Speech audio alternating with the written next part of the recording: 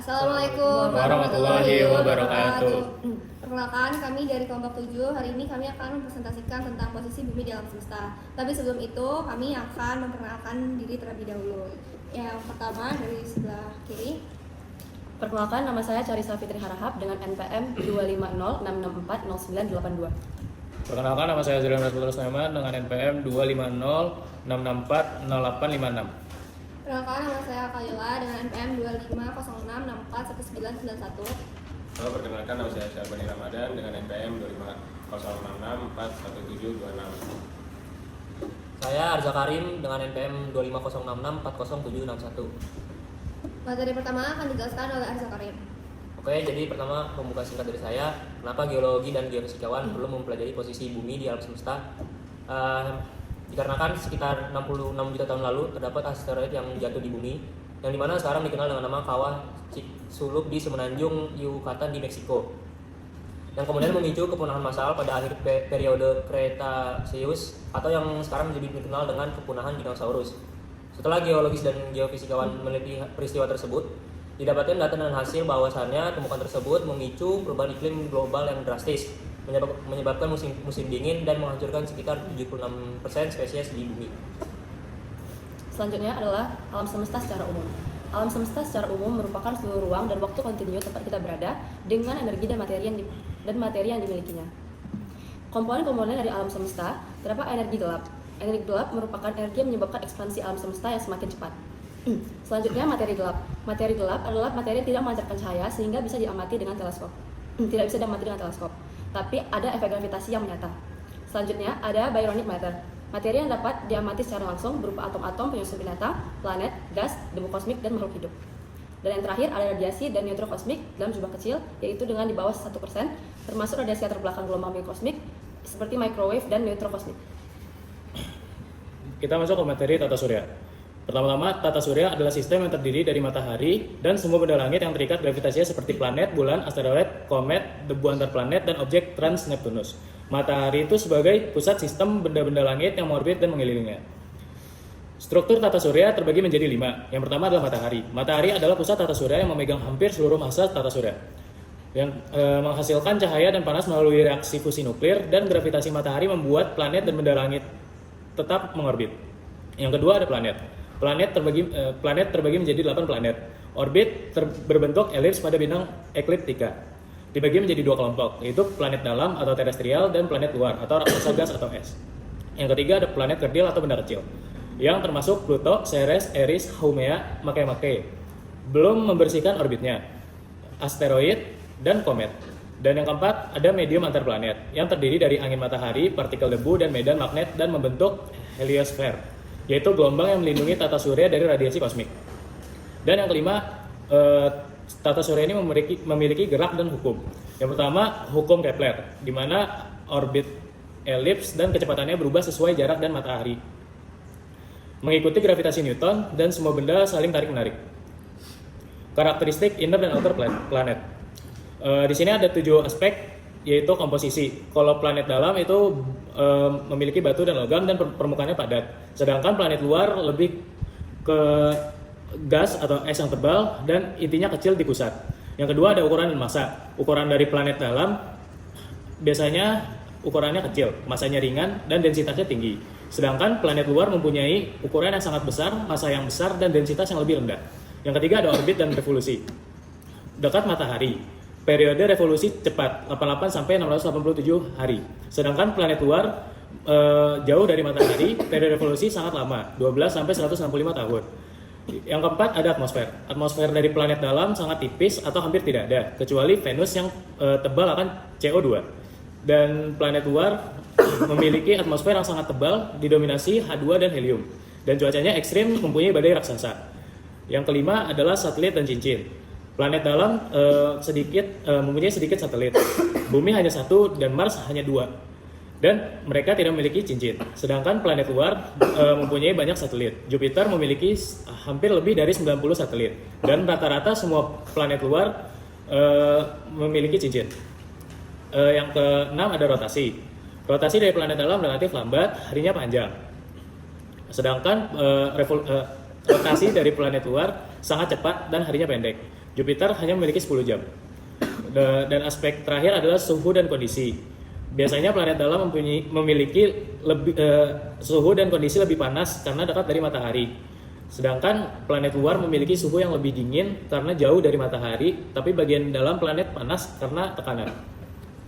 Lalu kita next ke posisi dan revolusi bumi. Bumi dalam tata surya, bumi adalah planet ketiga dari matahari, lalu terletak di zona layak huni atau habitable zone, sehingga memungkinkan adanya air cair dan kehidupan. Lalu bentuknya bulan tepat atau oblate period, yaitu agak tepat di kutub dan menonjol di khatulistiwa. Lalu kita ada kemiringan poros bumi. Poros bumi miring sekitar 23,5 derajat terhadap bidang orbitnya. Kemiringan ini menyebabkan terjadinya pergantian musim. Lalu ada gerakan utama bumi. Gerakan utama bumi dibagi menjadi dua, yaitu rotasi dan revolusi. Rotasi adalah perputaran bumi pada proses selama 24 jam yang menimbulkan siang dan malam. Kalau revolusi, peredaran bumi yang mengelilingi matahari selama 360 hari yang menimbulkan perubahan musim. Lalu kita ada definisi dan periode revolusi. Revolusi adalah gerakan bumi mengelilingi matahari dalam orbit elips.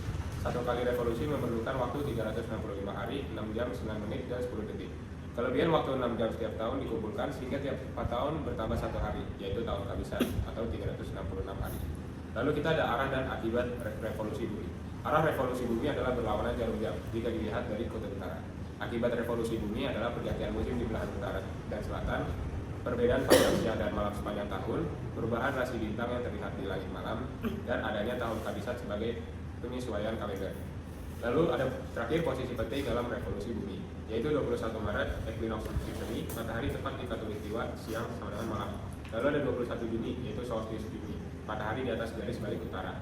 Belahan utara musim panas dan selatan musim dingin. Lalu ada 23 September, equinox musim gugur, yaitu matahari kembali ke khatulistiwa. Habis itu ada 22 September, solstice Desember, matahari di atas garis balik selatan. Menjadi belahan selatan musim panas, utara musim dingin. Selanjutnya adalah dinamika bumi. Dinamika bumi adalah proses pergerakan dan perubahan energi serta materi yang membentuk planet kita secara kontinu, melibatkan interaksi geosfer, atmosfer, hidrosfer, biosfer. Didorong oleh energi internal, panas inti, dan eksternal matahari. Ini juga keseimbangan tapi juga disebabkan bencana. Yang pertama adalah proses internal, geodinamika. Struktur bumi atau inti bumi, yaitu ada inti, mantel, dan kerak. Yaitu selanjutnya adalah tektonik lempeng bergerak 2-10 cm per tahunnya. Selanjutnya adalah vulkanisme dan gempa.